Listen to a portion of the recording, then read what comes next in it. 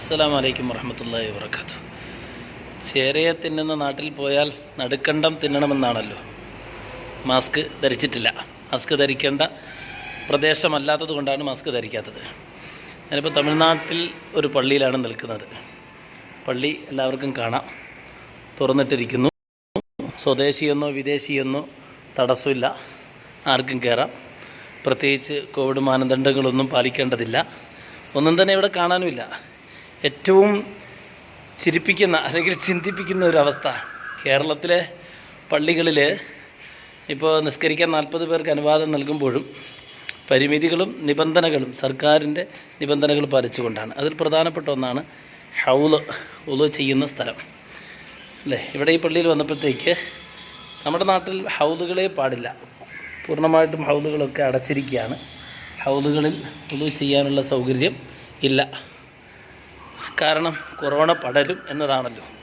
അതിന് ടാപ്പുകളാണ് ഉള്ളത് അല്ലേ. ഇവിടെ കണ്ടോണം, ടാപ്പുകൾ ഏതെങ്കിലും ഉണ്ടോയെന്ന്. എല്ലാ ടാപ്പും അടച്ചു വച്ചിരിക്കുക. കണ്ട, ഒരു ടാപ്പ് പോലും ഇല്ല. പകരം ഹൗലാണ് തുറന്നു വച്ചിരിക്കുന്നത്. ഇവിടെ ഒരു മാനദണ്ഡവും ഇവിടെ കാണിച്ചിട്ടുമില്ല. പള്ളി വിശാലമായി തുറന്നിട്ടിരിക്കുന്നു. ആർക്കും ആ വഴിയേം വരാം, ഈ വഴിയേം വരാം, എതിരേം വരാം, ഒരു തടസ്സമില്ല. അപ്പോൾ ഇനിയിപ്പോൾ ഏറ്റവും വലിയൊരു പ്രശ്നം എന്ന് പറഞ്ഞാൽ പുറത്തേക്ക് ഇറങ്ങിയാലാണ്. തമിഴ്നാട്ടിൽ പുറത്തേക്ക് ഇറങ്ങിയാൽ മാസ്ക് ധരിച്ചവരെ കാണാൻ പ്രയാസമാണ്. മാസ്ക് ധരിച്ചവരില്ല തന്നെ. മാസ്ക് ധരിച്ചവർ കുറവാണ്. ഞാൻ വേണമെങ്കിൽ 1-2 ഉദാഹരണങ്ങൾ കാണിക്കാൻ വേണമെങ്കിൽ. പുറത്തേക്ക് ഒന്നിറങ്ങട്ടെ. ഇവിടെ ആരും മാസ്ക് ധരിച്ചവരില്ല. കണ്ടോ, മാസ്ക് ധരിച്ചവരാരെയും എവിടെയും കാണാനില്ല. ഇരിക്കുന്നവരാരോ ഈ വഴിയാ പോകുന്നവരാരോ ഇവരാരും മാസ്ക് ധരിച്ചവരല്ല, ധരിക്കുന്നവരുമല്ല. മാസ്ക് ധരിച്ചവരെ കാണാൻ കഴിയില്ല.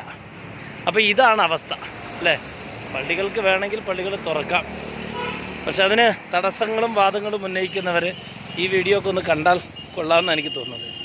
അസ്സലാമു അലൈക്കും വറഹ്മത്തുള്ളാഹി വബറകാതുഹു.